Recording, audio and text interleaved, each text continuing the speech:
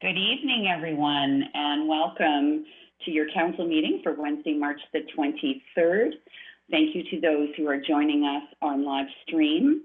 I want to advise that this meeting tonight is being audio, video recorded, and live streamed on the town's Innisfil's YouTube channel and shall form part of the public record, which will be retained according to the town's retention bylaw. And for more information, you may please contact the clerk's office.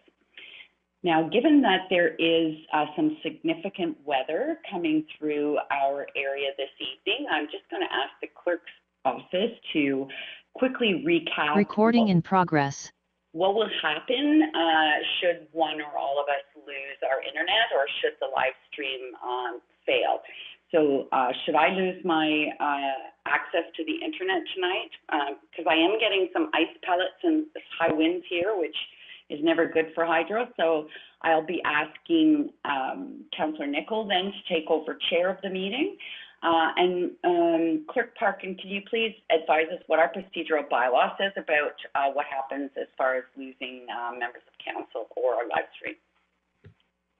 Yes, thank you, Worship. Good evening, everyone. In accordance with our procedural bylaw, if the live stream does go down for any reason, we will continue to try to reconnect for 10 minutes. If we're unsuccessful at reconnecting the broadcast, then the meeting will automatically end, recess, and the remaining items will be placed onto the next council agenda. If we lose a few members, we can recess and allow them to try to reconnect during that time as well, and then reassess once we determine whether they'll be able to reconnect this evening or not. Thank you, Clerk Parkin. And now that we've discussed it, I would suggest it won't happen because we're prepared. So I would welcome everybody again this evening and call this meeting to order. We do have quorum and regrets from Deputy Mayor Davidson, and I will pass it on to Councillor Ices for the land acknowledgement.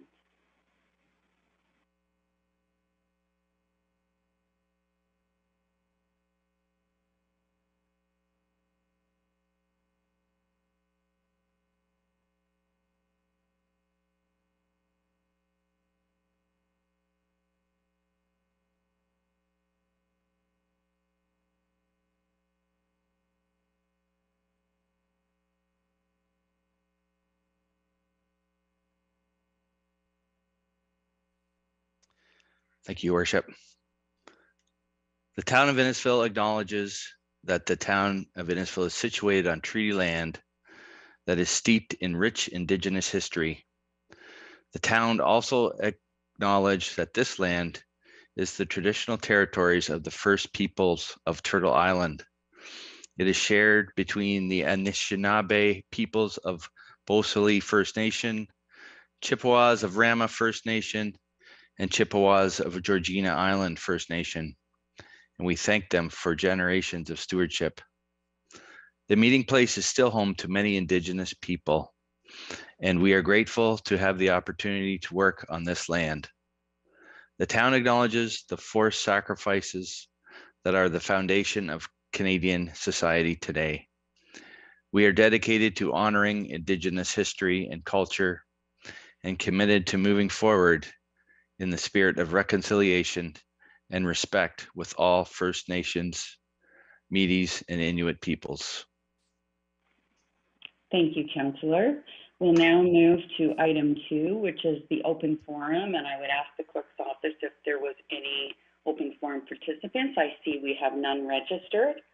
So we'll go to item 3, which is approval of the agenda for March the 23rd. We do have one amendment, which was in the housekeeping bylaw, where there was some additional wording required in that recommendation.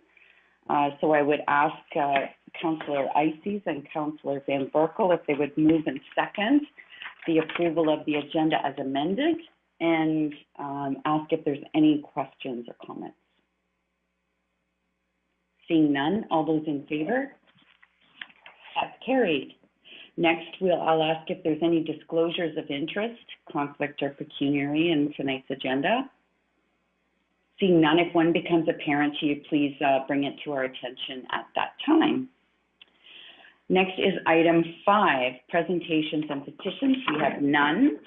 We do have delegation, however, by some invited guests. So I would invite Kirsten McFarlane and Jerry Hanna to please turn on their video and audio and to proceed whenever you are ready. And thank you so much for being here. Thank you very much for that introduction. So my name is Kirsten McFarlane. I'm working with Greenland Consulting, and I'm joined today by Jim Hartman, who is also with the Greenland, as well as Jerry Hanna, who is the president and CEO of Clearflow Group. So today we're here to discuss the Innisfil Erosion Control and Advanced Sedimentation Pilot Project, which was made possible with the support and contribution of FCM's Green Municipal Fund, and of course, all the organizations that partnered and contributed to this project. Next slide. So the purpose of this project was to assess advanced sedimentation technologies, or ASTs, which are designed to reduce the sediment and nutrient loading rates to Lake Simcoe from stormwater runoff generated by development sites. So with this in mind, we had 3 primary goals. First, to demonstrate the effectiveness of ASTs using Clearflow products applied towards unstabilized sites. Second, to reduce erosion and discharge of sediment and associated nutrients from new development to downstream water bodies. And third, by achieving those first 2 goals, to directly contribute to a net reduction in future municipal liability when complying with Lake Simcoe Protection Plan requirements. Next slide.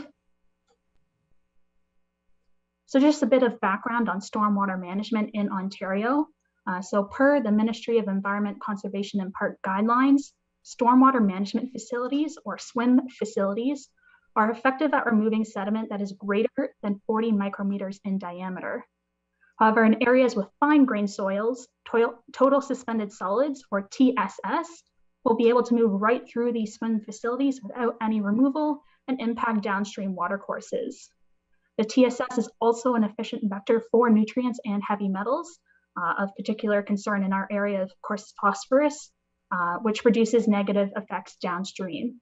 So identifying methods to remove this TSS that's less than 40 micrometers in diameter is critical to being able to improve the health of downstream water bodies and achieving sustainability goals. Next slide. So our study area was the Sleeping Lion subdivision, which has 3 active stormwater management facilities. Next slide. So in the north, we have SWIM Facility 4, which represents a pre-servicing construction condition. So stormwater infrastructure is in place, but the lots have all been stripped of their topsoil. Moving south, we have temporary SWIM Facility 7, which represents an unstabilized site. So there's no permanent stormwater infrastructure in place, and the lots have all been topsoil stripped. And then off to the east, we have SWIM Facility 6, which represents a partially stabilized site. So it's mostly been constructed upstream, although there is still some areas under construction. And all 3 of these SWIM facilities ultimately discharge to Lake Simcoe. Next slide. So as part of the study, we are looking, we're studying 2 of Clearflow's ASTs, the first of which being their gel flocculant blocks, which essentially look like large soap blocks. So this product increases sedimentation rates during regular SWIM facility operation. So it's a passive operation that happens in the storm sewers. So these blocks will react with very fine particles that are held in stormwater runoff and cause the sediment to bind together. So this allows all our finer sediment to be able to settle out in the forebays of the receiving SWIM facilities rather than passing through and impacting our downstream watercourses. Next slide. So we have a quick video here, if you could press play there. So this is the removal and then reinstallation of these gel blocks during the maintenance period. So it's a pretty simple process. They're all connected on a rope by a carabiner, so they're simple to remove. And then you can place the fresh blocks back on that rope.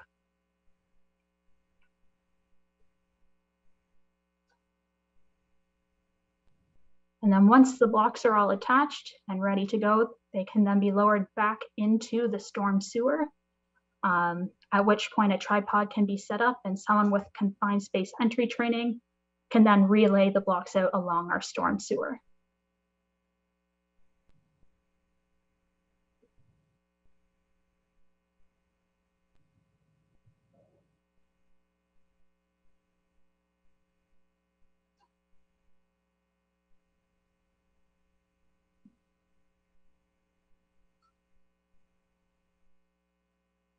Right, next slide.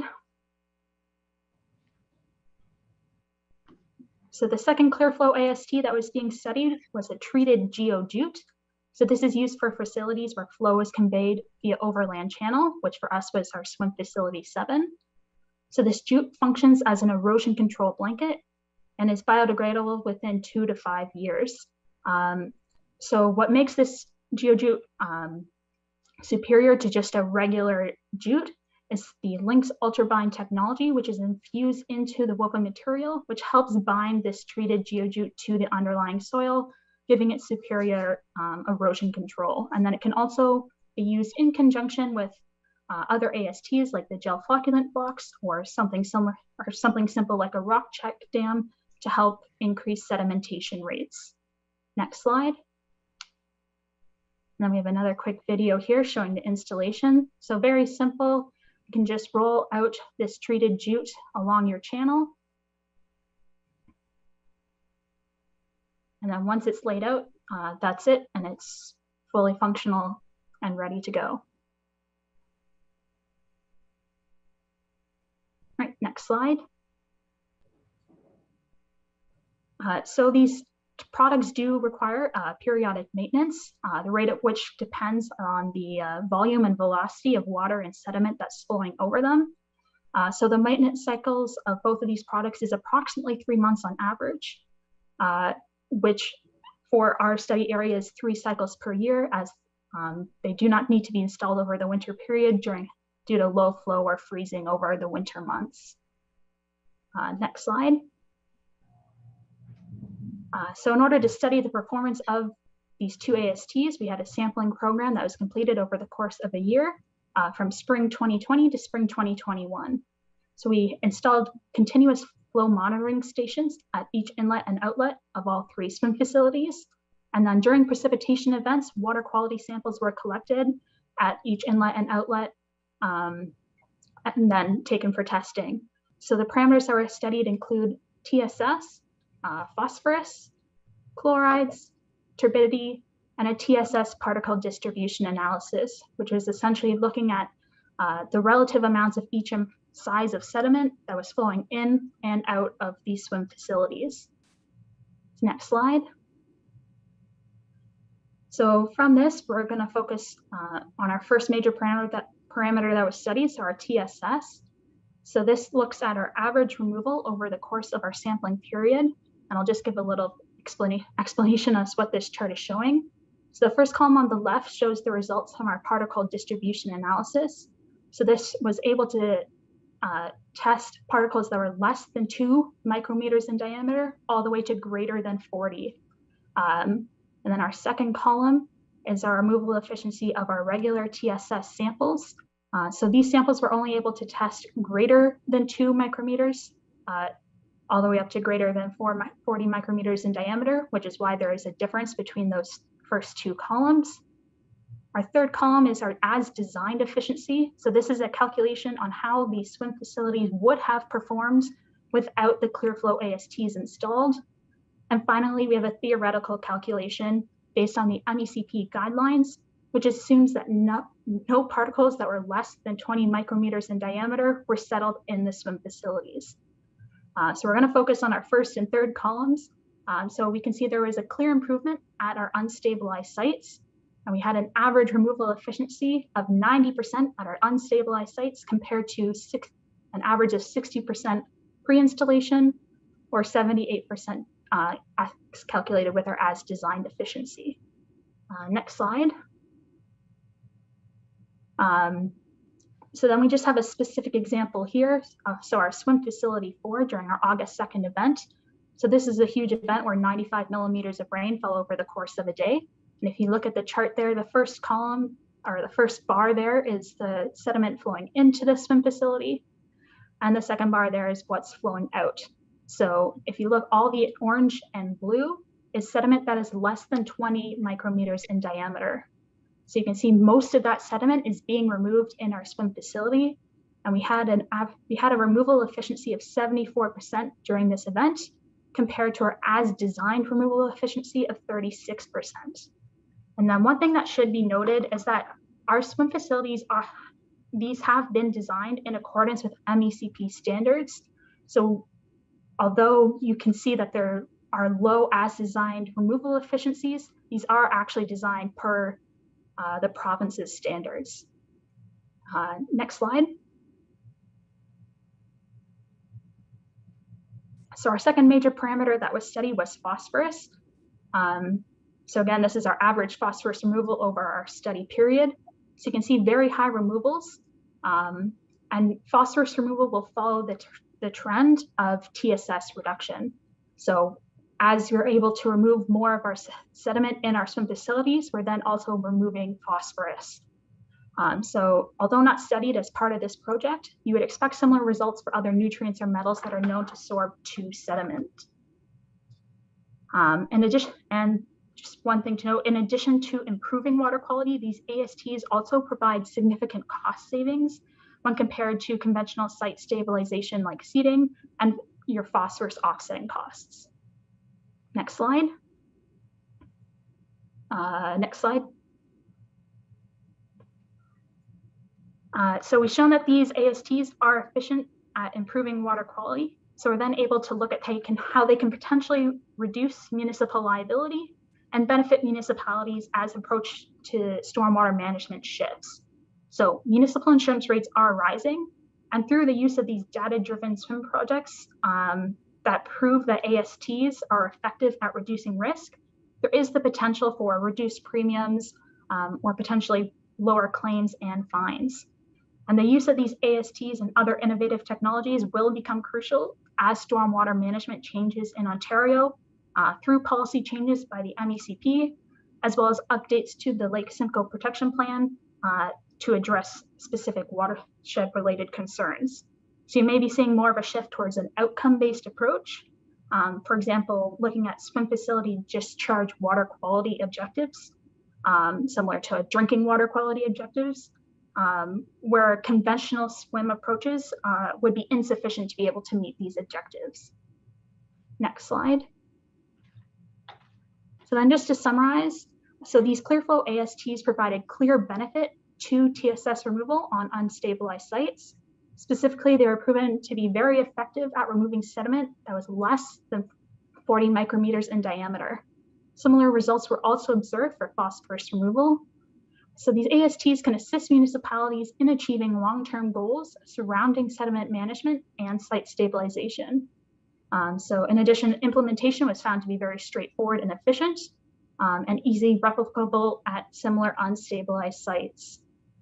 So then just a final kind of benefit that came out of this study was that insights that were gained from this pilot project, from this urban construction perspective, were then helpful for ClearFlow in adjusting their formula for the application of ASTs in the mining resource industry. So a very broad application here. So then just before we move into our kind of question period, if possible, I'd like to stop sharing the presentation screen to pass off to Jury Hannah, who has a visual demonstration of the ClearFlow AST.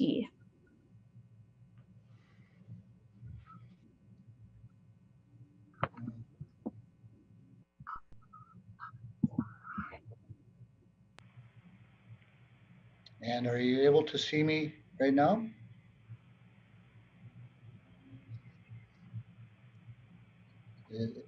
Is anybody able to see me right now? Or do we need to change the screen?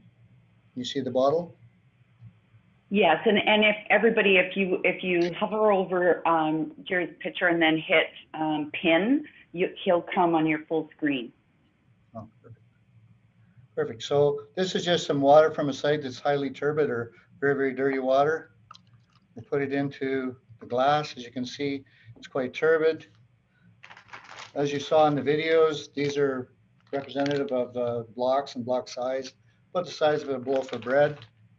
I'll just put some of this into the product, into the water itself. And actually what it's doing right now is it's just hydrating. And once it's hydrated, it becomes immediately usable.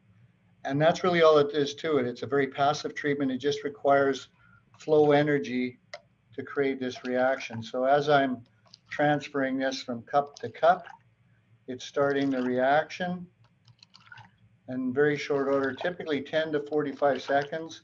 We start getting reaction, and then we start getting the settling to happen. And it's happening right now. I can see it here. I'll show you in a second that it's going to start to settle. And the more we have this activity, the bigger and heavier the material gets. So you'll start seeing it settle right now. And that's exactly what was transpiring in your storm system.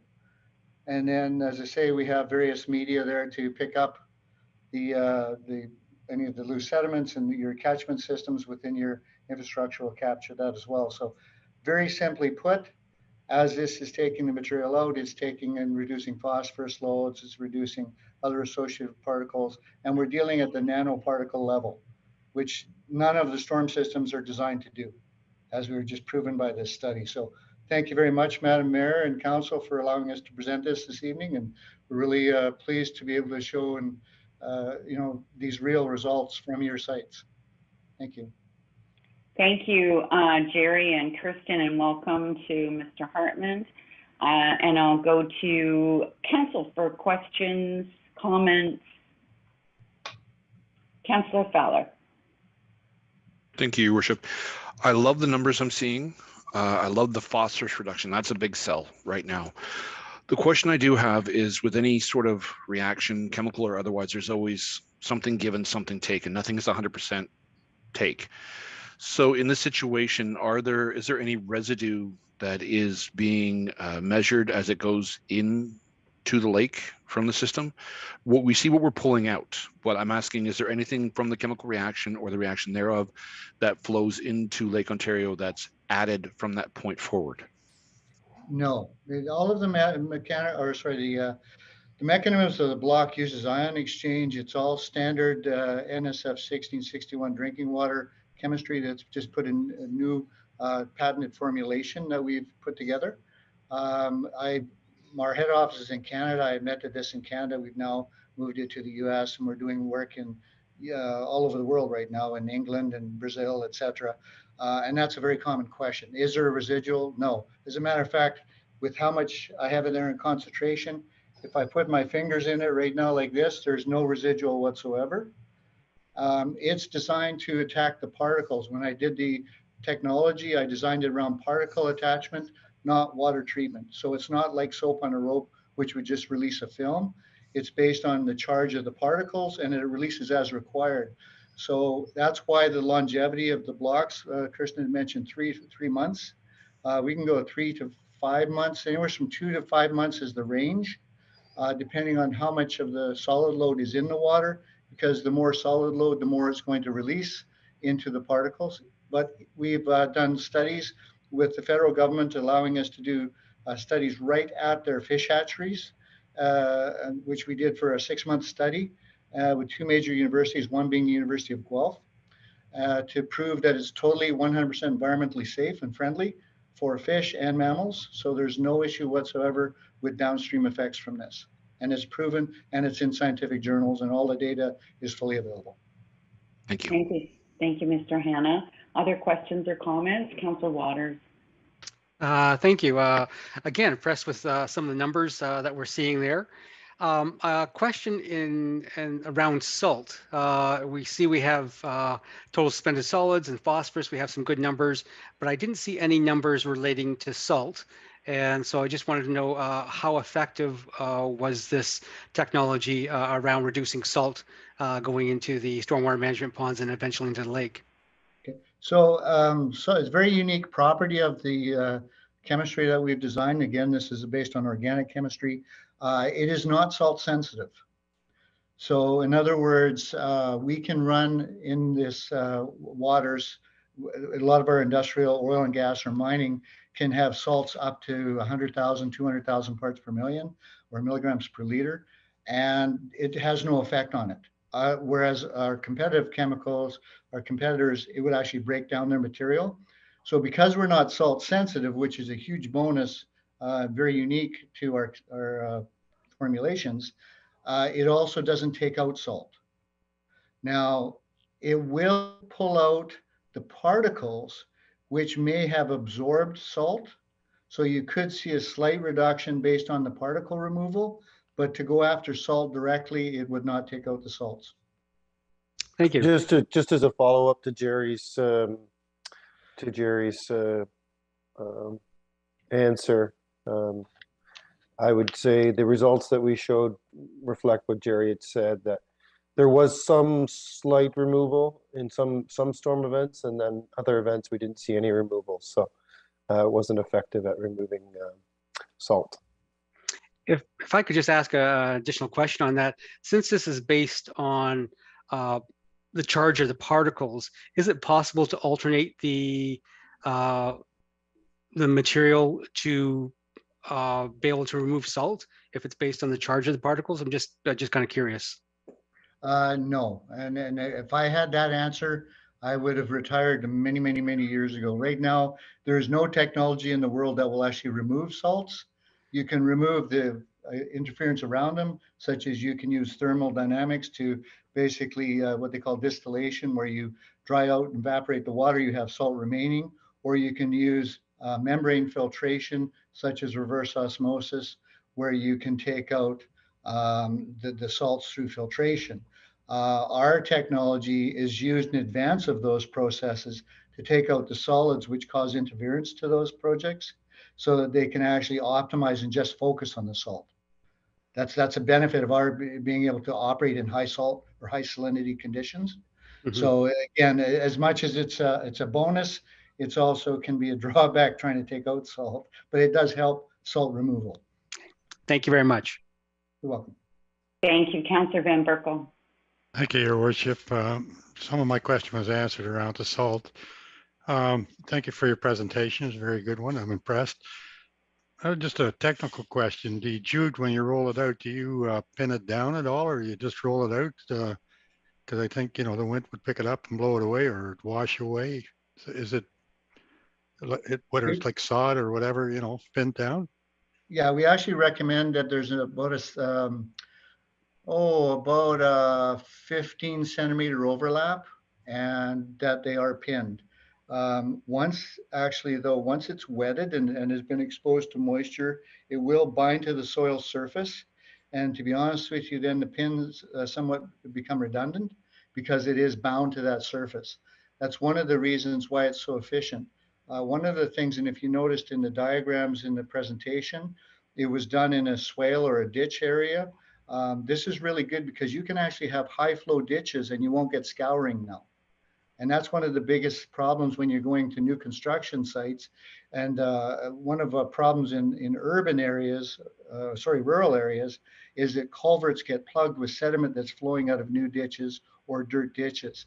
By doing this process, you actually stop that, and you won't have that carry forward of the high solid loads. So it's hugely beneficial and much better than any erosion product that's out there. But it's because it actually binds to the soil surface and becomes basically a media for stabilizing the soil surface. It's part of a project I teach at the university. Thank you. That answers my question. Thank you. Councillor Nicol? Thank you, Worship. I know we're just receiving this, and staff are going to review the findings, and it's very interesting information for sure. I'm kind of curious about the gel flocculant blocks. I read there, obviously, it was explained that they deteriorate about every 3 months and need to be replaced every 3 to 4 cycles a year. I'm guessing that these are proprietary and not readily available otherwise. So I'm curious about the cost or the budget for that, whether something like this would be a DC recoverable venture, as they obviously likely benefit the development as it's going initially. But afterwards, if the town was to continue on with this system in our stormwater ponds and storm sewers, that'd be a cost that we would have yearly to replace every 3 to 4 times a year. Just through to the councillor, maybe I can answer that question, Jerry, and Kirsten. No, that's great. Yeah. So we actually had done a cost or a benefit cost analysis, simply looking at the removal of phosphorus and the charge that the Conservation Authority now places on new development for phosphorus that can't be removed as part of the normal stormwater management measures. And then also looking at stabilization of the site using seeding for intermittent periods. And we showed that there was a cost benefit ratio looking at a period of, and Kirsten, correct me here, I think it was 50 years. Is that correct? We looked at? Yes. 50 years. And we have a cost or a benefit cost ratio of 1.41. Kirsten had the slide up earlier. So it is definitely an advantage to both the developer and to the municipality from a cost perspective to implement such a technique in stormwater management systems, particularly when we're looking at the impacts of the construction phase as it relates to sediment loading of downstream watercourses. Thank you. Anything else, Councillor Nicol? Nope.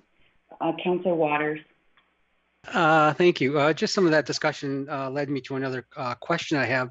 Downstream results in terms of where the sediment all goes. So right now, stormwater management ponds are have to get all that sediment removed, let's say once every 10 years. Does that increase that need to remove that sediment over a shorter period of time and then increasing the cost of removing that sediment? Actually, I would suggest, Councillor, that the answer to that is a little bit twofold. Number one, the sediment load that we're capturing, as you can see, the efficiency is in the sub 20 micron particles. So over that period of time, these are particle sizes that are going to be very, very minimal. So although it's capturing something that stops a downstream effect, the buildup isn't going to be similar to that of the above 40 micron particle sizes. It's quite a bit smaller, obviously. So the change in timelines is probably not going to be that much different. But secondarily, what we haven't shown here, which is something else that we have, is we have another granular product here that we actually can bind, and we did this for the city of Waterloo, where we can bind the sediment collectively, very simply, just by mixing it into the sediment after you dewater the pond. And you can take that sediment out at a cost savings to the city. So we've covered both parts, but this project was just done on the water treatment, but we can show you, or you can talk to Jessica Kellerman at the City of Waterloo as well, because they were very pleased with the results on that. Thank you very much.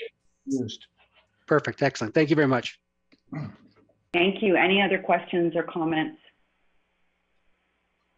Seeing none, I would tell you that, first of all, I was very annoyed by the speed by which the vehicles were traveling past your crew that were putting those blocks in the storm sewer.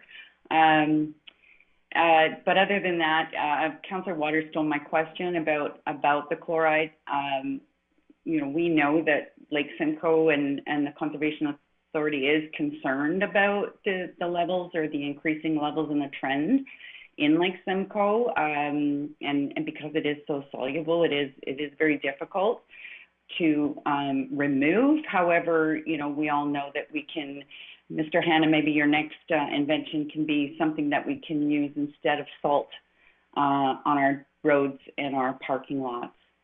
And but you know, while the Conservation Authority is very concerned about that, our residents are concerned about suspended solids downstream. And so anything we can do to help with that is definitely a bonus. So I really appreciate your efforts, and a big thank you to the Federation of Canadian Municipalities as well and their Green Fund for allowing this to happen. And I want to thank you all for being here this evening. Madam Mayor, would it be possible just to make one more comment towards your issue on the salts? Sure.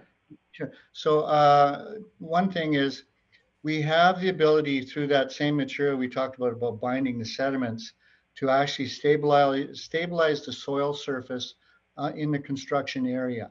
A lot of those materials that are being driven down off the roads, other than your road salting in the wintertime, which can carry that down, but a lot of those materials are also on your soil surface structure. So as that washes into your storm ponds, it carries a lot of those salts with it.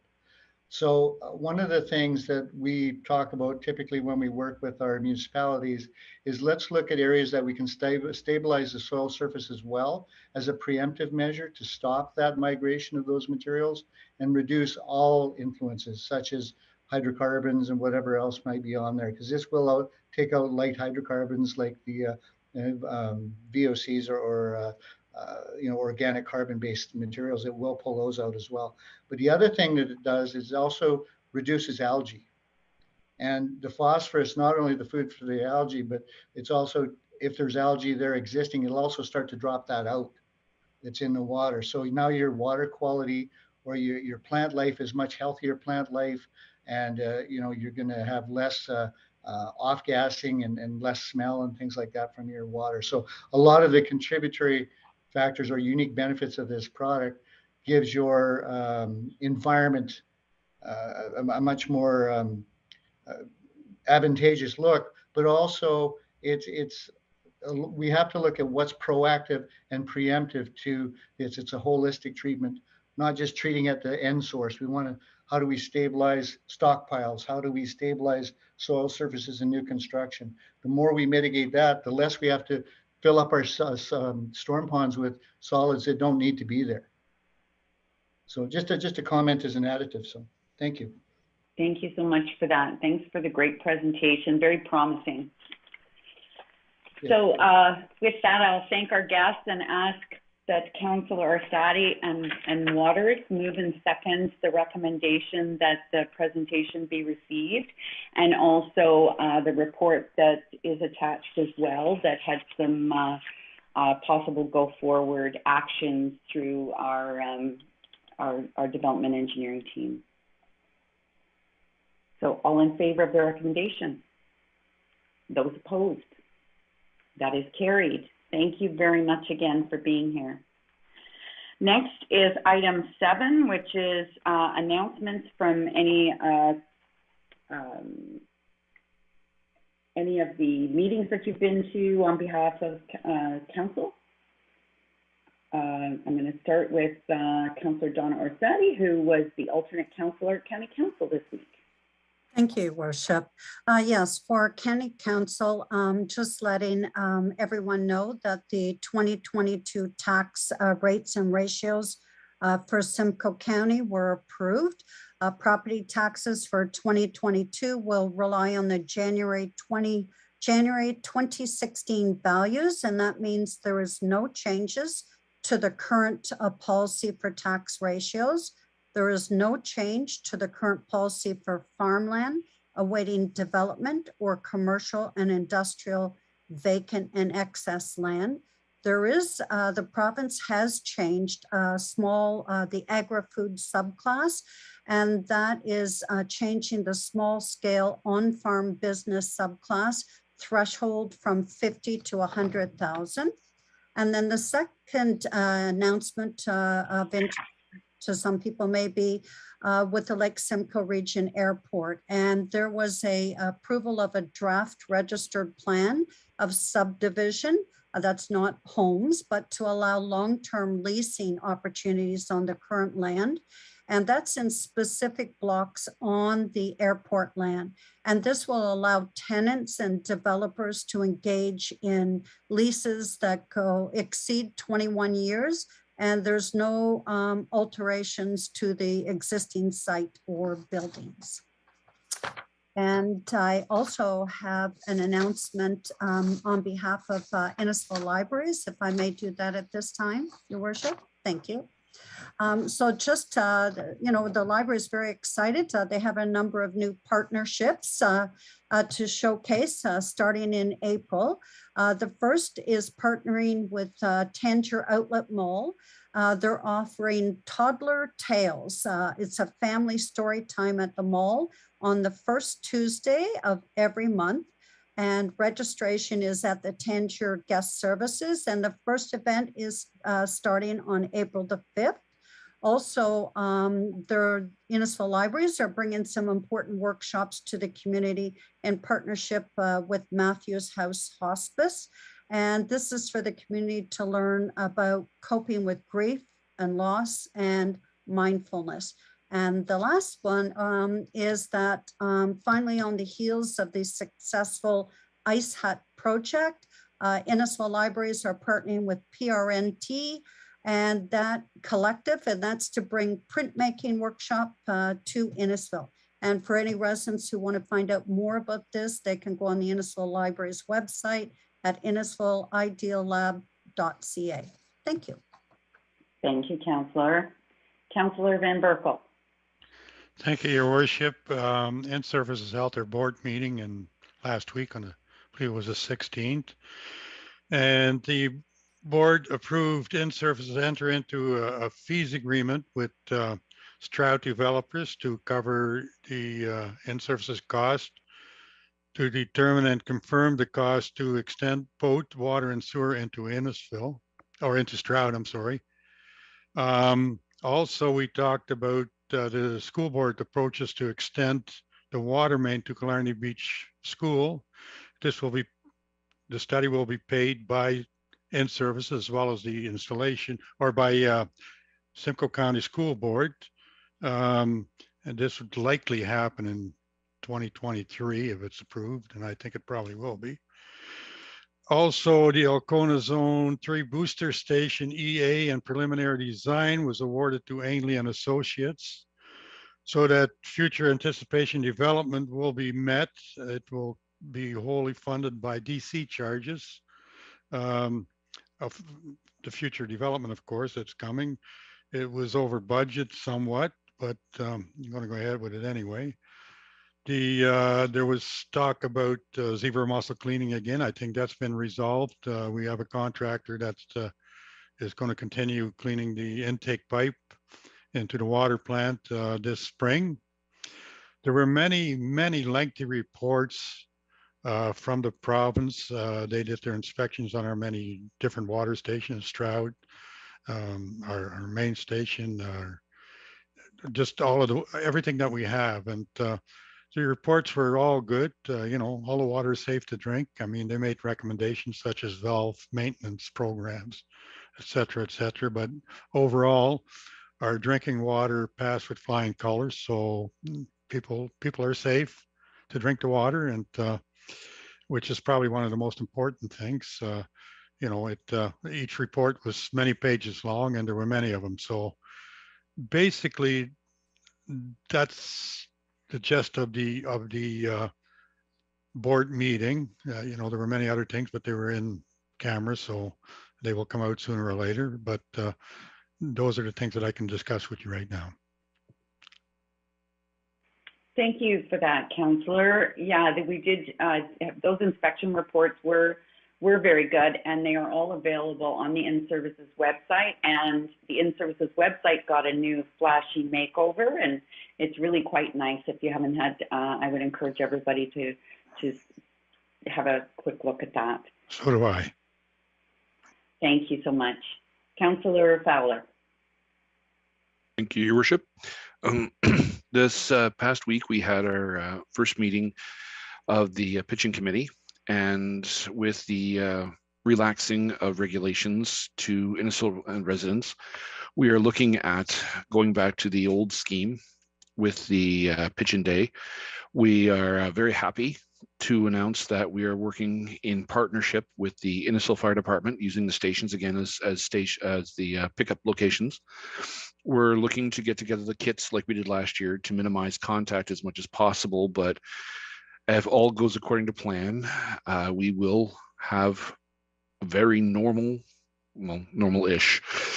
pitch-in day this year, where people can go to the stations, pick up, and then after that at Centennial Park potentially have a barbecue after, where we are looking to work hand in hand with the Innisfil Library to see what we can do to get the children involved and invested in the beautification of our town. Thank you.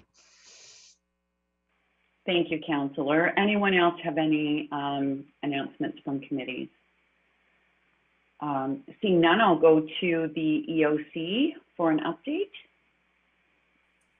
Thank you, Your through you to Council, the Simcoe Muskoka District Health Unit will be decreasing the frequency of their COVID-19 reporting, but they cautioned us about possible emergence of new variants or waves in the future. The province has lifted most masking requirements under the Reopening Ontario Act effective March 21st. Dr. Gardner released a letter of guidance to businesses and organizations dated March 18th, wherein he continues to strongly advise individuals to wear masks indoors given the ongoing levels of transmission in our community. EOC decided to continue masking requirements for town staff for at least 2 weeks up until April 4th to allow time to reassess and revise if warranted. The town's emergency declaration will also remain in place until at least April 4th.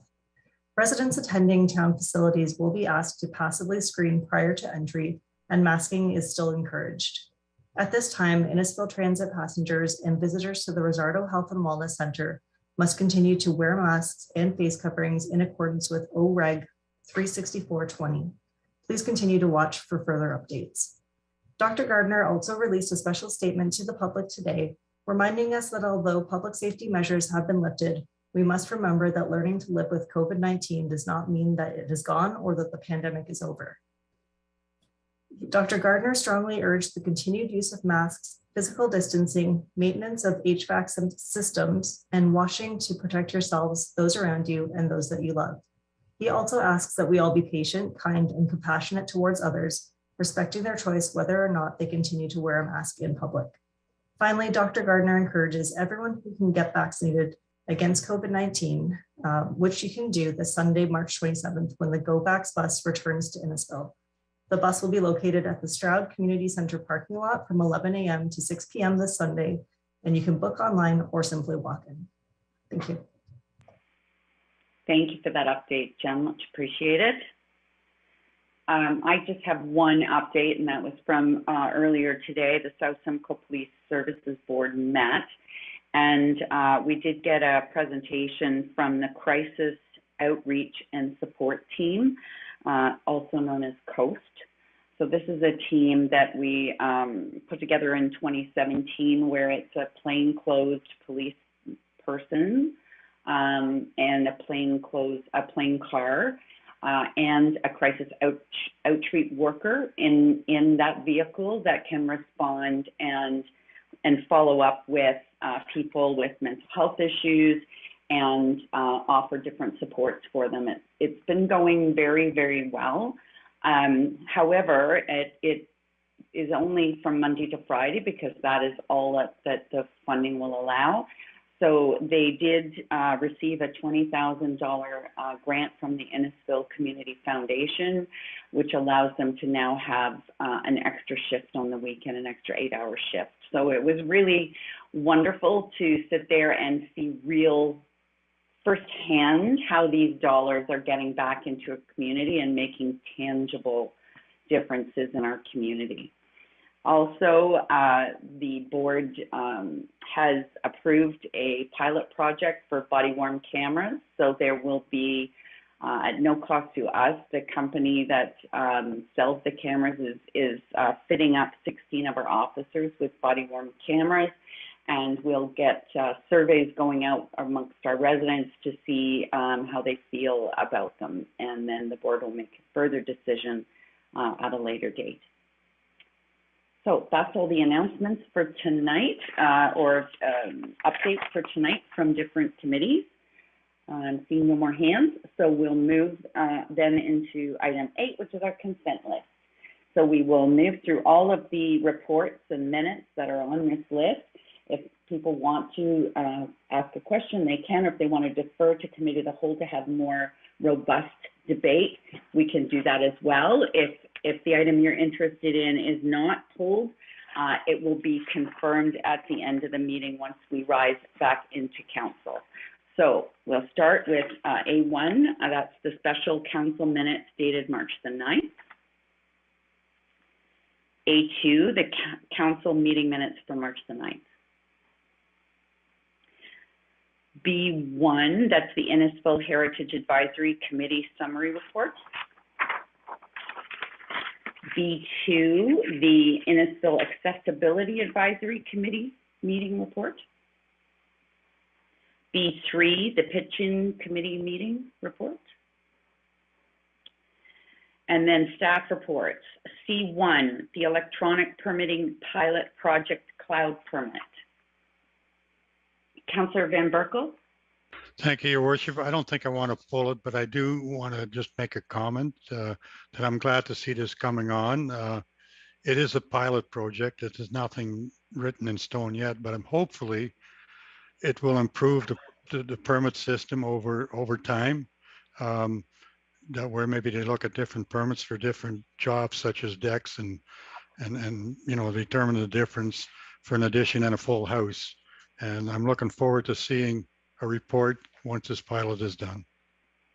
Thank you. Councillor Fowler. Thank you, Worship.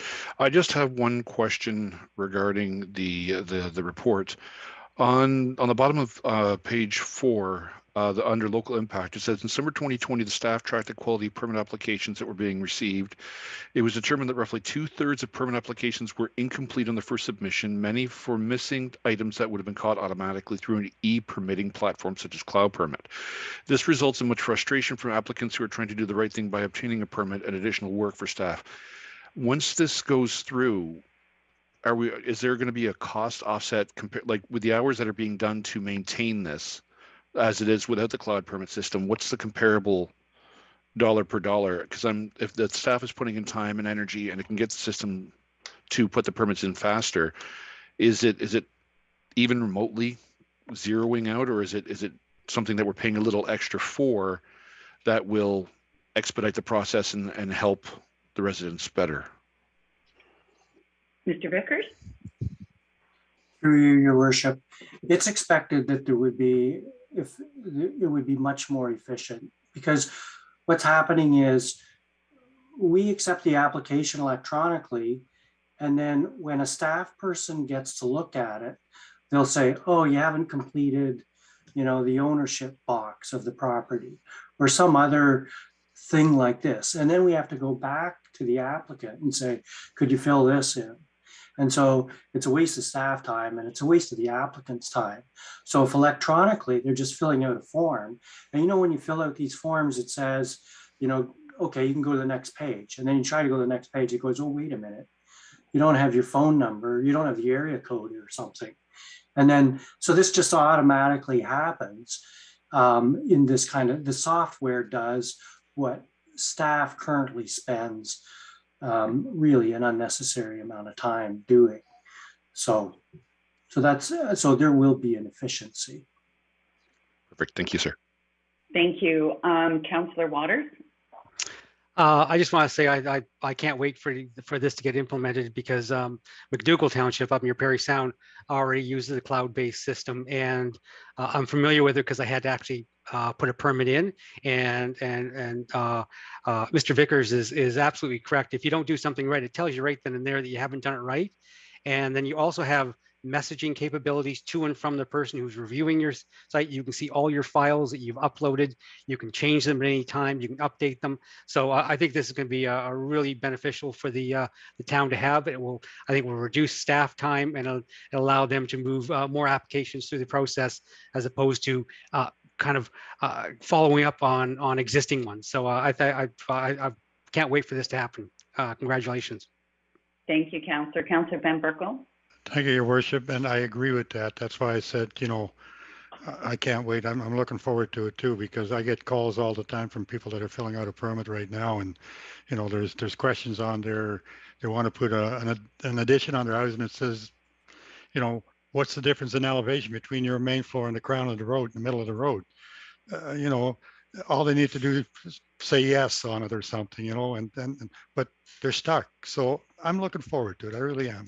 And I do congratulate you going to cloud and hopefully, and I know it will make the permit system a lot easier. Thank you, Councillor. I have one question, if I could, Mr. Vickers. Is there training? Is there a training allowance, or is there training impacted? Do we have to train staff up on this system? Yeah. So through Your Worship, yeah, the staff already has a pretty good idea of what they're doing, and so this is just there will be software. Yeah, this is going to be, we're going to be running parallel to systems for a little bit till we do the transition. So it's going to be an additional workload. Anytime any of us brings on new software, there's a period, there's a transition period that's going to be somewhat less than ideal, but the training's included in the package. Great, thank you so much. Any other questions or comments? So we didn't pull that. Oh, sorry, Councillor Sadi. Yes, I just wanted to echo the other councillors. I think that this is going to streamline the system and the experience for residents. And I think, I foresee a win-win from both the staff perspective of timing and, going back and forth. So I too look forward to, this, some update after, 1 year pilot. Thank you. Thank you. Seeing no other hands, we'll move on to C2, the funding request for Community Development Standards Branch for fleet additions. C4, the housekeeping bylaw amendments. Councillor Eithes? I'd like to refer that to committee, please. Thank you. Item C5, the zoning bylaw amendment application for 2044 25th Side Road. Go ahead, Councillor Orsatti. I'm sorry, Your Worship. Did you skip by C3? Did I? Flexible work Yes, arrangements? she did. Oh, I did. I am assuming somebody wants to pull that one. Refer it to committee. I just have some questions, but I think other staff might as well. Okay, let's refer it and then we can have some discussion there. Sorry about that, everyone. So we were on C5. That was 2044 25th Side Road. C6, the Innis Village subdivision demonstration unit.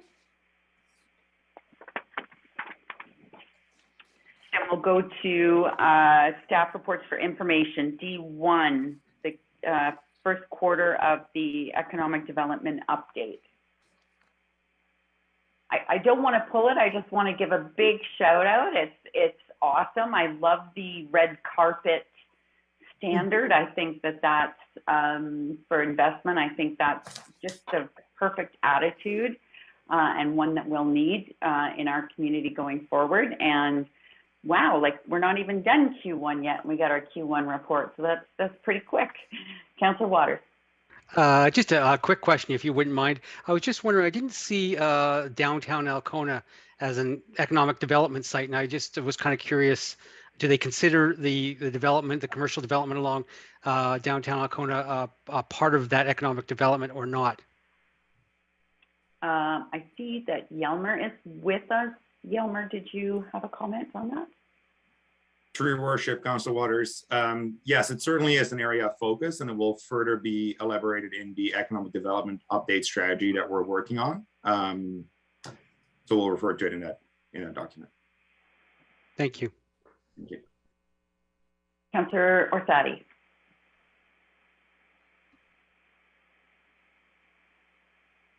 You're on mute, Councillor. Sorry, I think it's council trying to muzzle me already.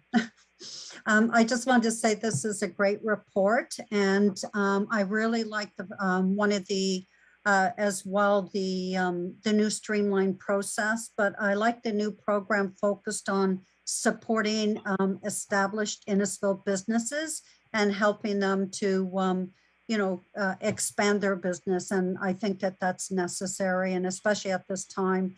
All that we can do. So I really look forward to the updates on this as well. Thank you. Thank you. Great work, Yelmer. Next is D3, the statement. Oh, sorry, did again. D2, the municipal election 2022 general information. I just encourage anybody who's watching who might be considering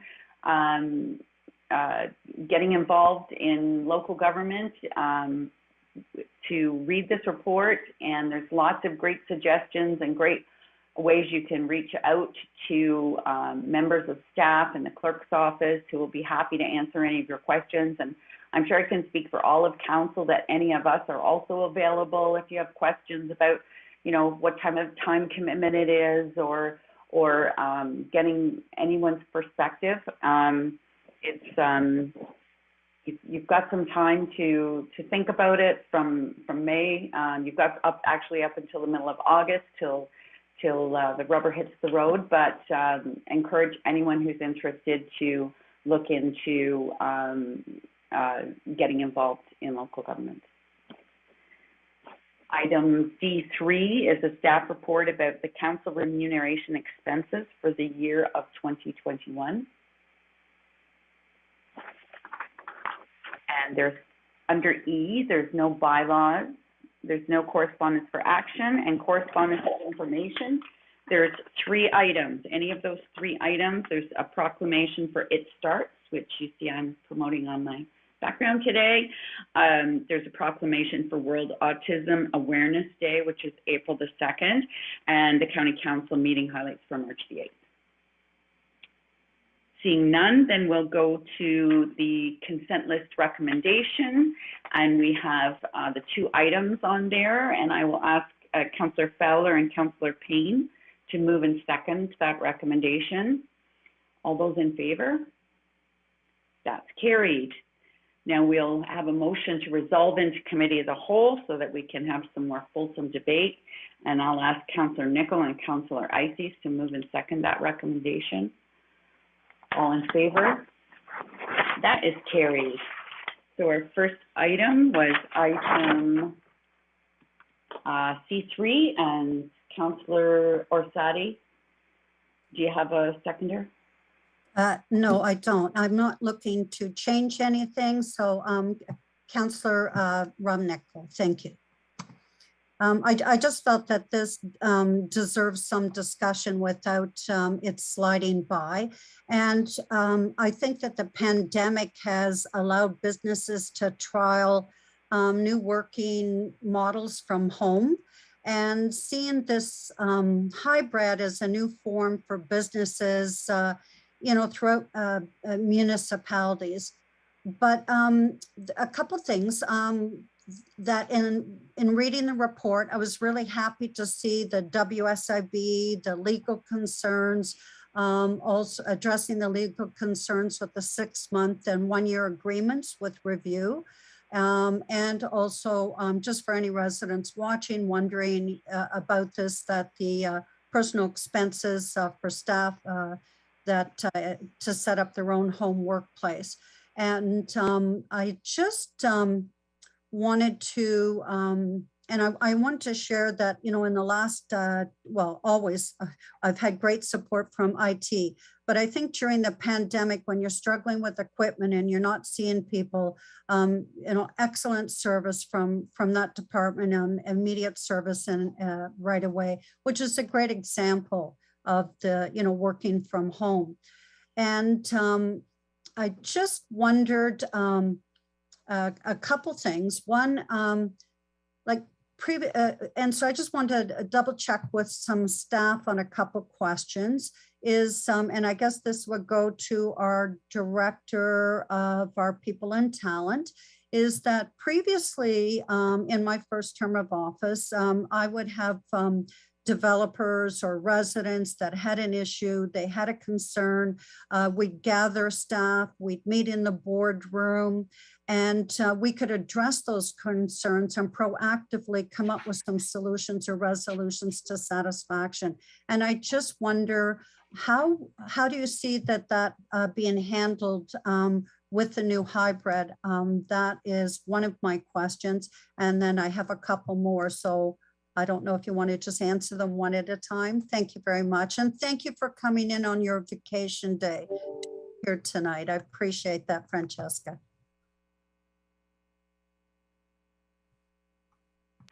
Thank you, Councillor Orsatti. I'll go to Director Figliuzzi, please. Thank you, Mayor Dolan. Through you, Your Worship, to Councillor Orsatti. That is an excellent question. And I think we have been able to demonstrate that throughout the pandemic. We have had a tremendous number of staff that have remained at the work site and in the field, including our operations and our fire staff. More resident facing, we've also had our customer service teams, our CDSB and bylaw teams and inspection teams. So to answer your questions most specifically is absolutely, we will always ensure that we have staff available to meet with developers, for example, or other third parties in person. And that could take absolutely two forms. If it is an individual who walks into the town hall and wants to have that conversation, we would absolutely go to one of our meeting rooms and start that conversation. If a staff member who is working remotely on that specific day, what we would do is we would take advantage of the fantastic video conferencing tools that IT has put in place and patch that individual in to be part of that conversation. So hybrid meetings are absolutely a way of the future as well. The second option, if they wanted all individuals to be on site, it would simply be a matter of scheduling an appointment. Our hybrid work agreements do provide latitude that they could be rearranged if there was a business need that required them on site at a town facility outside of their regular schedule. We would work with them to arrange that date to meet the developer or the third party's needs to meet in person. Thank you. Thank you, Francesca. Another question, Councillor Arsati? Yes, and just a couple things from my perspective and also with residents, and I think you've touched base on this, is, you know, the importance of on-site staff, which has always been the customer service, the bylaw officers, and some assistants from the building department, because people do have questions and they may not have technology and they really need those questions answered. And, you know, from a customer service perspective as well, I think ongoing staff meetings, which I think is identified in the report, that would address any concerns and assist to help build teams, because when you work from home, we sometimes fragment that people connection, and you can tell that I'm an extroverted people person. So that's important. And I think also from the town perspective, another thing I see is really important for our community is we really need a strong communication strategy and support for the community to push out those messages, you know, of the change and you know, how they can, how to reach a department, the online portals, and what services are there for them so that they're not struggling. And because change is sometimes a difficult. And then my last question is just, is in the report, it speaks about staff having an opportunity to look at long-term needs and planning for the town hall, and also an opportunity with that comes potential revenue generation and lease agreements. And I wonder, will staff be coming back to council with those discussions, and also possibly an update on how well this new hybrid continuation is working? Thank you. Thank you, Francesca. Want me to go to CAO Gershow?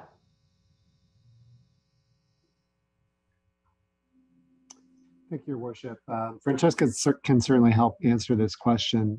I think there's a couple of parts there. I mean, from a space planning perspective, that's a very active bit of analysis that's underway right now, because if you go back to before the pandemic started, we have had some changes in staffing since that time. We've also had some changes in the use of space within Town Hall, for example, over the past few years. So trying to match up our, as of today, supply of space and demand for space is something that we're reconciling right now. So I think on the point about leasing, there's no sort of decision buried in this report. I think all it's saying is that once we've done that side-by-side analysis, if it's identified that we're going to need additional space, you know, we'll look at the options for how to address that. And it's also one of those topics that should be discussed across the OTOT partner organizations too, because they're in a similar situation. And in terms of a future report back, you know, I think that's absolutely something we can do. I think we're all going to be curious to see how hybrid work works and what adjustments might need to be made. So yes, we can report back in the future. Thank you. More questions, Councillor Arsati? No? Okay, I'll go to Councillor Van Berkel? Thank you, Your Worship. I just wonder, because I've been in business and always had an office at home, so everything came from home. Will this be any implication? People that work at home 3 or 4 days a week, can they claim part of their house as an office as a tax write-off? Or because now they're no longer going into an office, I'm just wondering, is there an implication there that, you know, maybe that you can do that? Francesca, can you answer Thank that? you. Through you, Your Worship, I will certainly start the response and invite Treasurer Webb as needed. So while employees are responsible for all accountabilities and costs relating to a home office, the Canada Revenue Agency does provide the latitude or the option for individuals to claim certain costs regarding a home office through their end of year reporting. As staff are not required to work from home, it is more of an optional, I would like to work from home part of the time. They would then make that request through the town and we would support them with the information or the paperwork that they would need. Thank you. Anything to add, Treasurer Webb?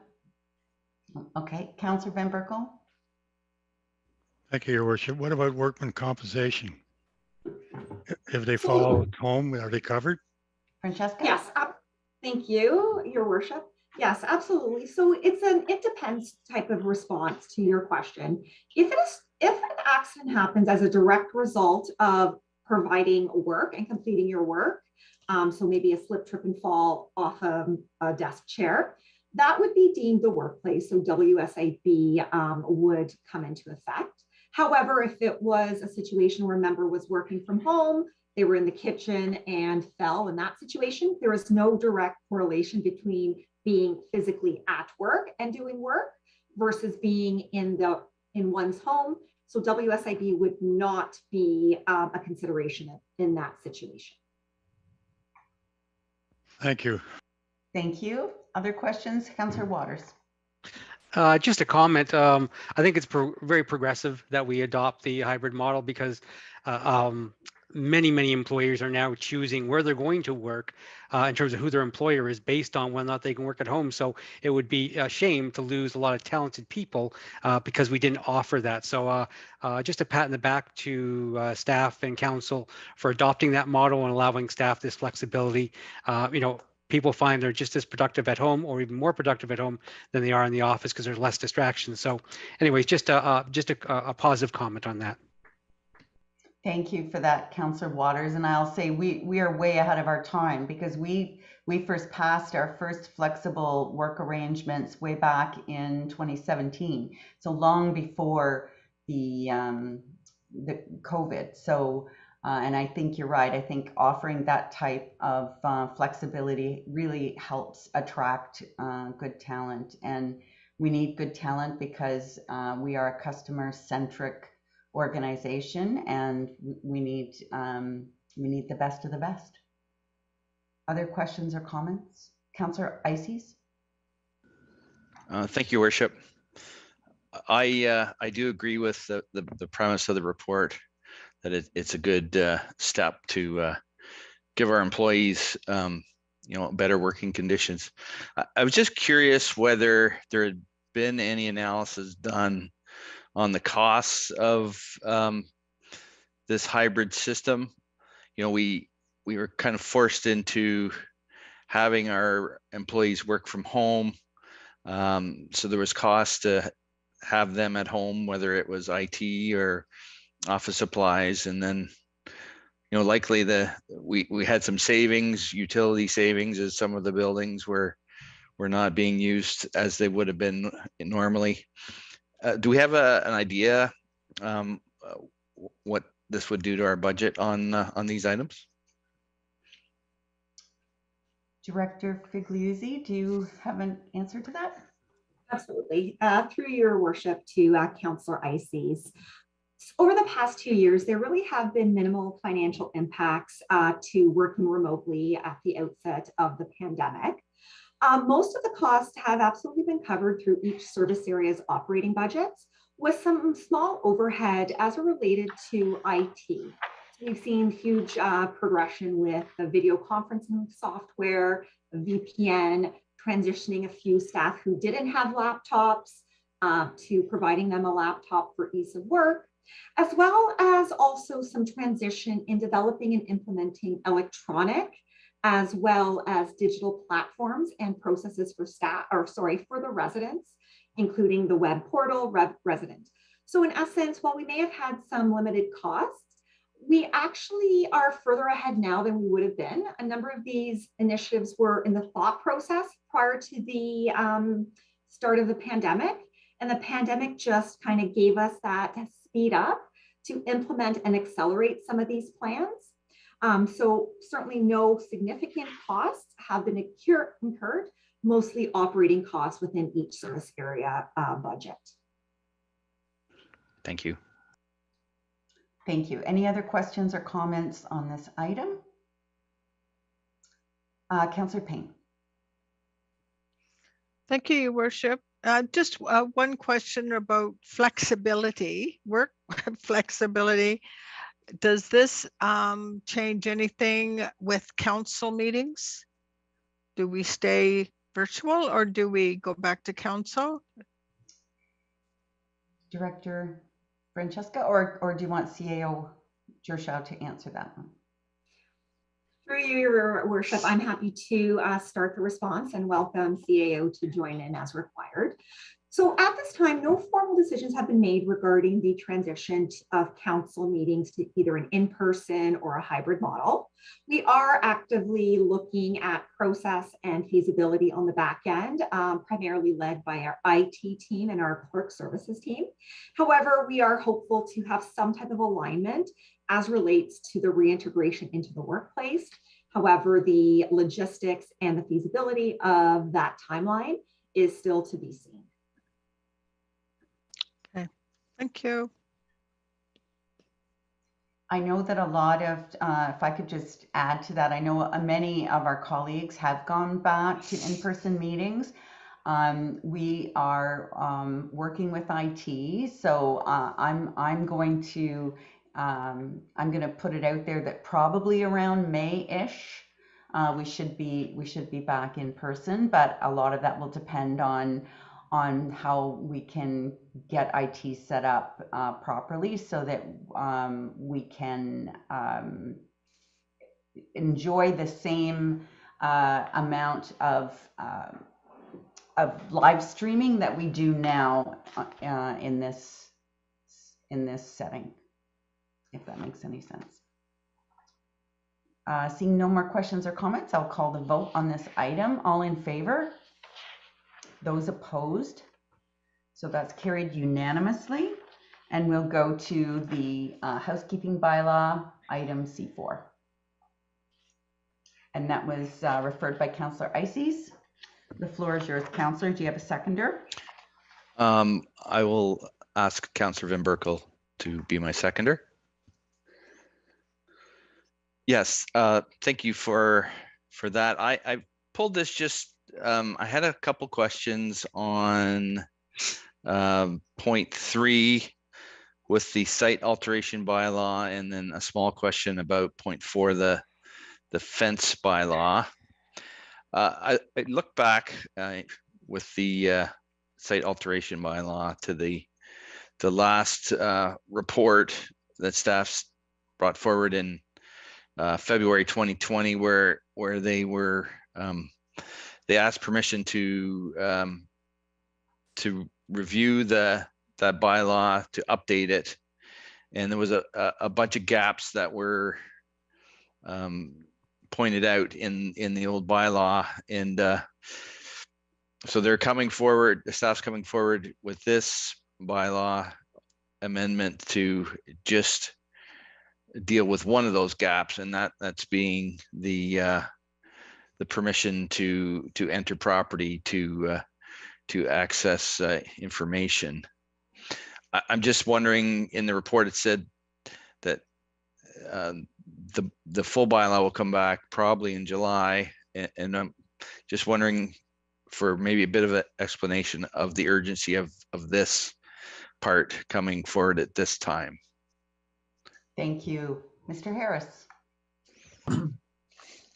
Through your worship to Councillor Ices, thank you. Yeah, so the urgency with adding this section is to allow our officers the correct right of entry requirements to investigate complaints. So with some new provincial changes to the excess soil regulations, we anticipate an increase in calls and concerns about imported fill, somewhat due to our proximity to the 400 in the GTA. So while the site alteration bylaw is going through a more fulsome review, this will give staff the ability to enforce the bylaw currently as it is, as we receive complaints. If I may, I wonder if you can maybe expand on the changes that the province just put out. I'm somewhat familiar with them, but I think it helps put this in the context a little bit more. Mr. Harris? Yes, I might defer that question to the engineering department. Thank you. Who do we have from engineering who could answer that question?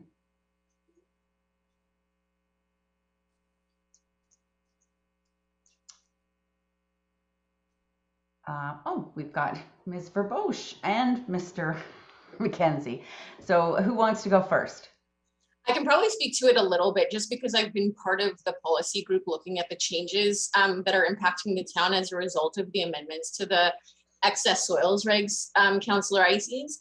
We have a policy group led by Daryl Fuller of our capital engineering group, as well as Jenna from In Services. And we've been working with an external counsel to make sure that our contracts deal with all of the changes appropriately. So there's quite a number of changes that have been introduced already in the regulation. Most of the implemented changes deal with the registration of receiving sites. And then I'm not sure if Councillor Ices, you're aware, but they've pushed off the implementation of the January 1st, 2023 changes, or they're asking for consultation on pushing those off to I think a further year yet. So there's a whole bunch of different changes that are going to be implemented, but I think the way that I understand it the best is that the province is essentially making it really difficult to dispose of soil at landfills, and so they're trying to find ways to reuse soils. But in doing so, the town is going to ultimately be responsible for knowing where soils come from and where they're going. So there's a whole element of tracking. It's pretty detailed, and I anticipate that when we come back to you with the changes to the site alteration bylaw, there will likely be something in that report as well, detailing the changes to the excess soils regulations and the impacts to the town. And with that, I'll leave it to Mr. Mackenzie if he wants to add anything. Thank you, Mr. Mackenzie. To your worship, Louise covered it all. I'm not part of that soils group. I have attended a few things, so I don't want to say any incorrect information at this time, but Louise is pretty up to speed. So great. Thanks. Thank you for that. Okay, thank you for that.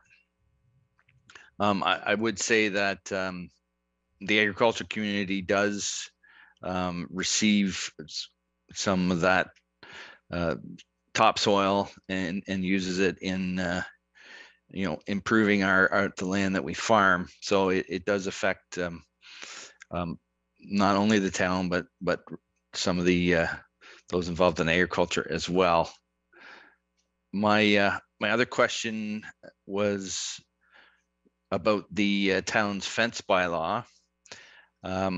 In Ward 1, there was a couple of issues recently about fences in between commercially zoned areas and residential areas. And I just wanted to make sure that this change didn't affect that and that the town still was going to enforce those bylaws between those areas. Mr. Harris? Through your worship, Councillor Ices, that is correct, Councillor Ices. There's no change to the fence bylaw or the building maintenance bylaw in relation to conditions of fences. This is just removing the Line Fences Act section from our fence bylaw, which the town did opt out of in 2019. So this is just a way to clean up that section of the bylaw, but all the other regulations do remain. Thank you. That was all the questions I had. Thank you, Councillor. Councillor Van Berkel? Thank you, Your Worship. I have a little bit of a problem with, I have no problem with, you know, if in the middle of a field they're dumping soil that, you know, you go in and do that without asking. But I think that that is pretty broad, that, you know, where they have rights to access properties. It doesn't say, you know, that it's only where they're dumping excessive fill.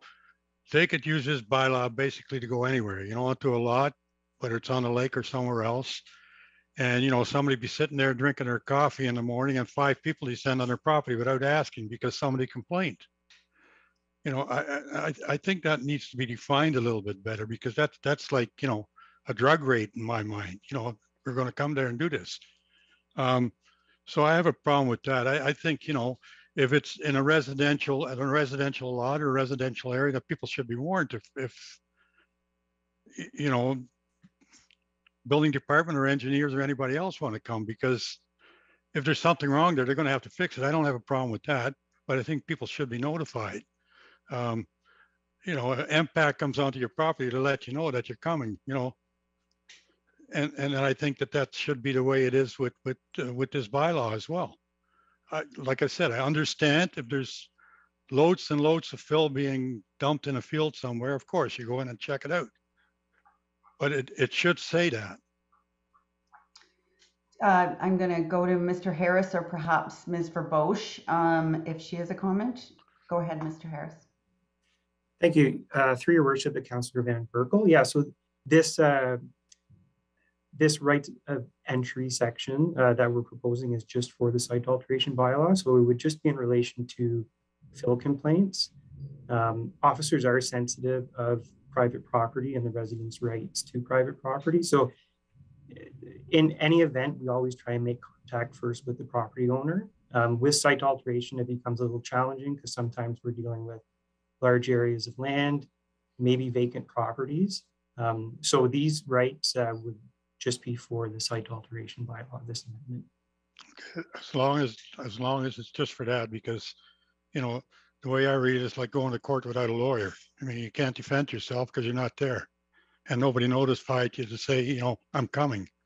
So as long as it is for site alterations and not because somebody complained, you know, that their swale is filled or whatever on a private lot, you know, then I think if you're going to go onto those properties, people should be notified. Thank you, Councillor. I from the person who probably sends in the most fill complaints of anyone, you know, it's been very frustrating over the years, particularly. I mean, we've tightened it up quite a bit now, but it wasn't that many years ago that people were buying lots or farms and putting in, you know, $1 million worth of fill and then building a house on top of the fill. So it has been an issue. We've had entire valleys filled in. We've had a number of properties that have been ruined by bad fill. So having the ability to access those properties, I think is important. But I agree with Louise. I find this new excess soils regulation a little foreboding, and I'm quite concerned. So we'll see where we go with that. But for today, this change, if it will help these people who are, you know, transporting fill on a weekend when they think that nobody's watching them, that's good for me. Just Councilor a comment, Your Worship. You know what? And I agree with you. I agree totally with you. But I can also see, like on the shore, all these $1 million mansions They're all owned by lawyers and doctors and whatever else. I can see walking onto their property and winding up in court or being a real headache for all of us. So, you know, if you're going to go to one of these places because you think there's something wrong, why not, you know, put a notice on their door or send them an email saying we're coming tomorrow morning? Yeah, and I think that's what Mr. Harris said, is that is what our team does. And I trust that they are very cognizant of private property rights and proper notice. Yeah, because after all, we do own them, you know, we pay taxes. Mr. Harris, anything to add? Yeah, through your worship. Yeah, just to add, yeah, that's correct. Staff are sensitive of the residents' right to private property. So the Municipal Act does give us the rights of entry for officers, but like Councillor Van Berkel said, our first option is to reach out to the homeowner, whether it be the front door. But for site alteration, that is a bit different if we're dealing with a vacant property, but we still, after the fact, would reach out to the owner. No, I understand that site alterations and illegally dumped fill, absolutely 100%. Thank you. Councillor Orsatti. Thank you. Yes, I just wanted to say that I think that clarification tonight is necessary as well for residents who read this and then suddenly start thinking, oh, bylaw or whoever have the right to enter my property at any time. It does state in here for the drainage bylaw, and I think it had in the report about the illegal dumping and that happening on a lot of private properties. But I think just that explanation that this is, applying to this and that necessary control. I think it's always good to clarify and get that message clearly out in the public. Thank you. Thank you, Councillor. Any other questions or comments on this bylaw? I think it's high time, and I thank Mr. Harris for having for going through all of these, and because they do need to be updated. Some of them are quite old, so it's good to have this fresh eyes on them and make these housekeeping updates. All those in favor of the recommendation? Any opposed? One opposed, that's carried. Next, we'll go to the rise recommendation, please. And I'll ask, I forgot where I am. I think I was at Councillor Van Berkel and Councillor Orsatti to move and second the rise recommendation. All those in favor? That's carried. And next, the recommendation to adopt all of the committee of the whole recommendations. And that is moved by Councillor Waters and seconded by Councillor Fowler. All those in favor? That is carried. There are no notices of motion, and then I'll go straight to announcements. Is there any announcements from members of council? Councillor Fowler. Thank you, Your Worship. I know it's not exactly in my ward, so I apologize to Councillor Payne for this, but at Friday Harbor this past weekend, Ice Corp worked together with Friday Harbor, the Innisfil Food Bank, and Christmas for Kids for their first polar bear plunge in a number of years. And I took the dip, and needless to say, it was something I'd do again for a good cause. So I want to thank everybody for all the support they've shown, and it was just incredible to see so many people willing to get cold to keep other people warm and fed. So this just goes to show the heart of our community, and it's something that I'm incredibly proud of. So thank you to everybody.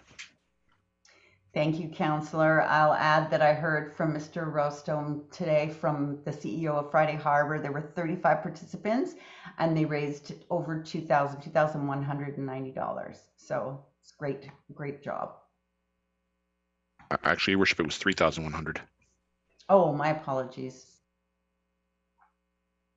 Yeah, and it was fun getting to push Hani in Lake Simcoe, and a lot of fun had by all. Other announcements, I had Councillor Nicol. Your Worship, just a couple of points here. Monday I happened to be in Cookstown around lunchtime and happened to catch the grand opening of the One Church Bar and Grill Marsden, Alyssa and Doug reopened that location. Similar layout, but definitely a different experience, and it's a great addition for Cookstown. Unfortunately, I did see on social media that a longtime resident of Cookstown, Sarah Curry, passed away, and unfortunately I wasn't able to make for that service. As Councillor Fowler mentioned, the polar plunge, myself and Wyatt were there, and we happily paid our way not to jump, so we were glad with that. Although Wyatt has dropped the gauntlet and said he's willing to jump next year, and so for fundraising next year, we'll maybe challenge Councillor Fowler to see who can raise the most money between myself, Wyatt, and maybe Gabe and Kenneth as well. Lastly, there likely will be some great interest in Ward 7 over the next couple of months by the looks of things, and residents of especially the Guildford area may wish to attend the planning meeting coming up on April 6th at 6:30. There's a proposed development at Cooks Bay Marina that will be of great interest to the community, I'm sure. So, and all that information is available on get involved in Innisfil.ca. Thank you. Thank you, Councillor. Then I had Councillor Van Berkel.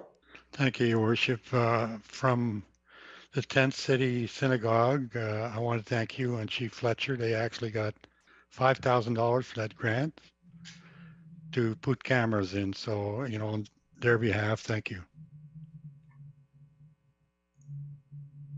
Thank you, Councillor. That's great news. Did anyone else have any announcements? See, Councillor Payne. Thank you. Excuse me. Thank you, Your Worship. Not too much going on, but I just wanted to say that there's a lot of happy Sandy Covers as our buildings are starting to open, and we have our first dance on March the 26th. So everybody's getting their dancing shoes on ready, and we're going to be going. So it's going to be a fun time. It's been a long time, and there's been a lot of seniors that we've lost that have been, you know, on their own. And so it's going to be a little different because there's quite a few that we won't see dancing on the floor, and that's a shame. But everybody's getting ready to get back to life again. So that it's going to be an exciting weekend. I'm so glad to hear that. Yeah, it's going to be nice. Wonderful. Any other announcements? I had a couple. It's been a busy couple of weeks in this area. So I'll start with Friday, March the 11th, when Premier Ford came to RVH, and I was there with the President CEO, Janice Scott, and he brought with him the Deputy Premier, Christine Elliott, and the Attorney General, Doug Downey, and also MPP Kanjan. And the Premier announced the MZO, which we were very excited that Minister Clark signed our MZO for our South Campus. But on top of that, a $2.5 million grant to start the planning for the South Campus. So it was really, really welcome news. He then took the opportunity also to take a tour of Tempo Flexible Plastic in the afternoon.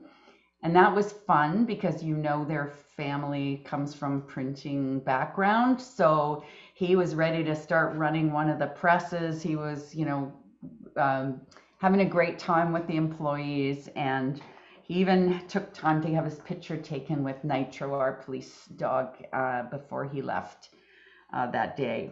And then that was the Friday. And then on the Wednesday, with my deputy warden hat, I had the opportunity to be with him again at the Honda plant in Alliston, along with Prime Minister Trudeau and Minister Champagne and Minister Fedeli, for an announcement for a $1.4 billion investment in the Honda plant. They're going to be the lead manufacturer of the new CR-V hybrid vehicles in Honda. So that means, well, it's in their neighboring municipality.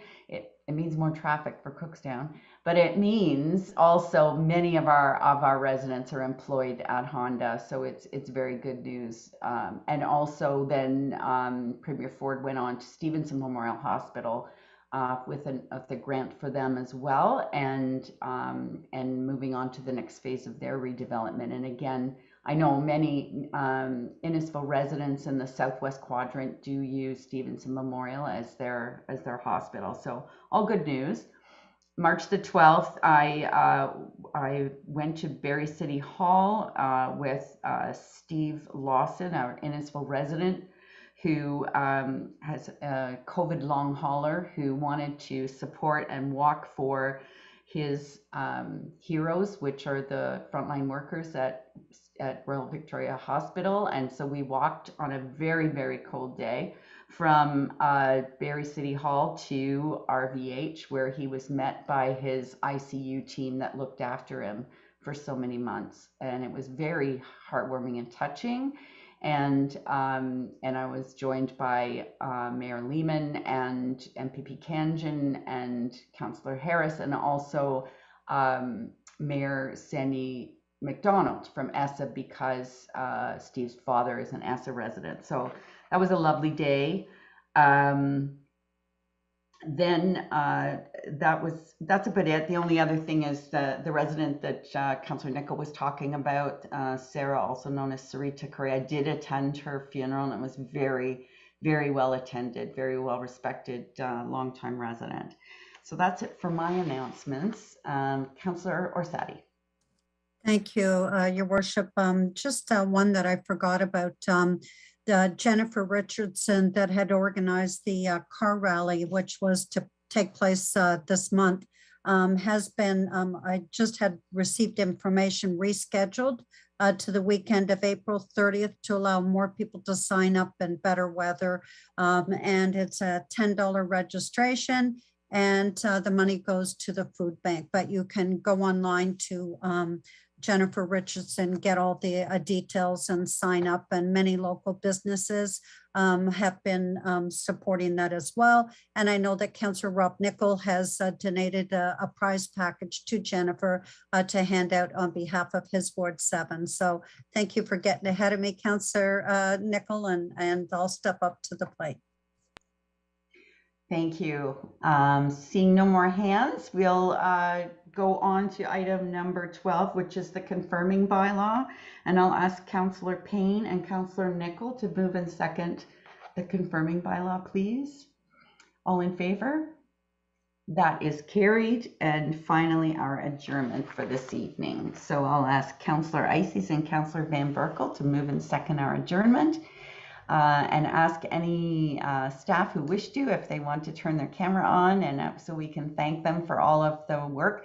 I mean, we sit here for an hour and a half or so, but the real work, hours and hours and hours of it, come from these people who prepare this agenda. So thanks again for being here tonight, and have a great rest of the evening, everyone. And we'll see you all soon. Bye-bye. Thank you, everyone. Good night, everyone. Good night, everyone. Good night, everyone.